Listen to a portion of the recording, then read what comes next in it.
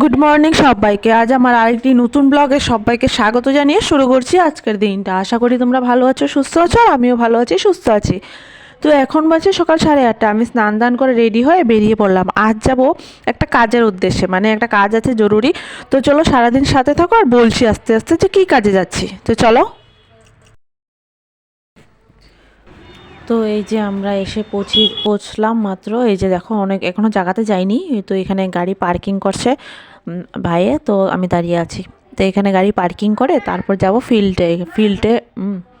ফিল্ডে মিটিং হচ্ছে, তো ওখানে যেতে হবে।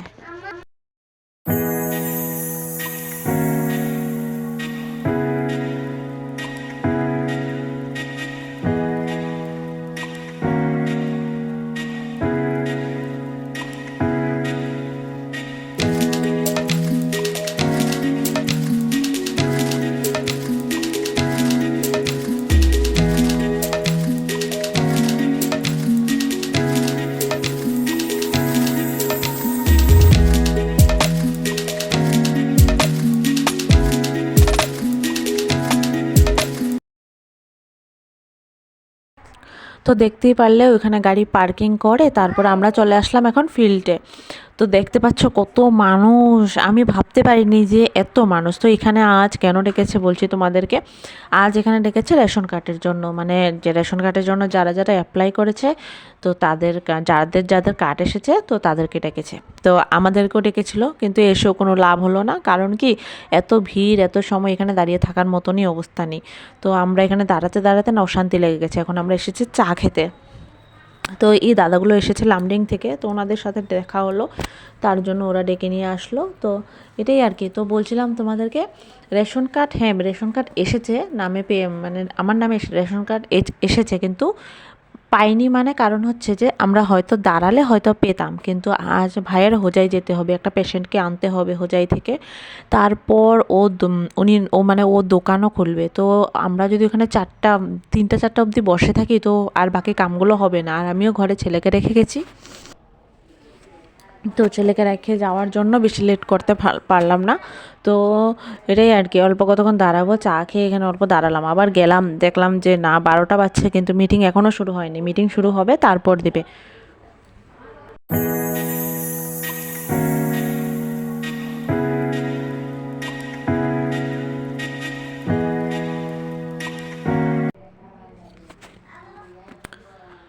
তো আমরা ওখান থেকে এক পাক ঘুরে চলে আসলাম এখানে। ভাইয়ে গাড়ি নিয়ে আসলো, তো এখন গাড়িতে উঠে পড়বো আর বেরিয়ে পড়বো। আর বেশি লেট করব না, যেহেতু কিছু হবে না, অনেক সময় লাগবে। তো এত সময় দাঁড়িয়ে থাকার মতো মানে সময় নেই, তো তার জন্য এই যে দেখো গাড়িতে উঠে পড়ছি।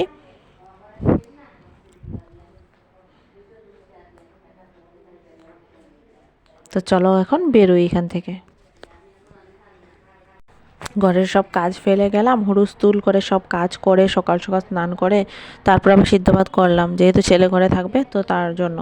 তো সিদ্ধ ভাত করে তারপর ওকে খাইয়েটাই এত কষ্ট করে গিয়েও কোনো লাভ হলো না, এটাই খারাপ।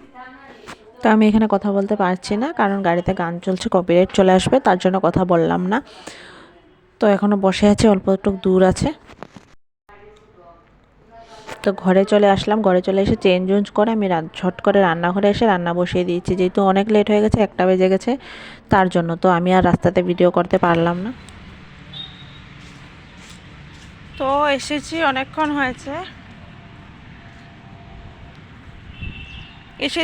হয়েছে রান্না বসিয়েছি। তো ছেলেকে স্নান করালাম, স্নান করিয়ে এখন রান্না বসিয়েছি।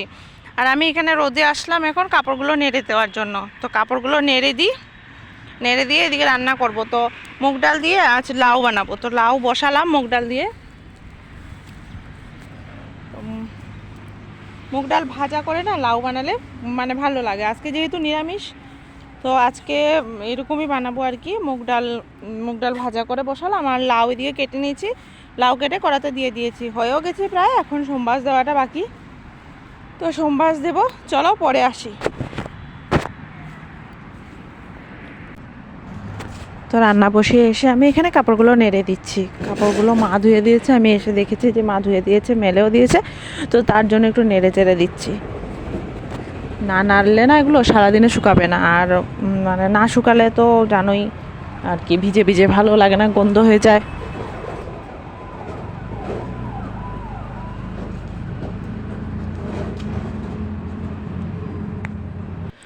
আমি আসার পর দেখি কি মা বাঁধাকপি উনুনে বসিয়ে রেখেছে, মানে সিদ্ধ বয়েল বসিয়েছে। তো আমি বাঁধাকপিটা নামিয়ে বাঁধাকপি সিদ্ধ করে তুলে নিয়ে তারপর সোমবাস দিয়ে সুন্দর করে বাঁধাকপিটা বানিয়ে নিয়েছি। তো বাঁধাকপি হয়ে গেছে।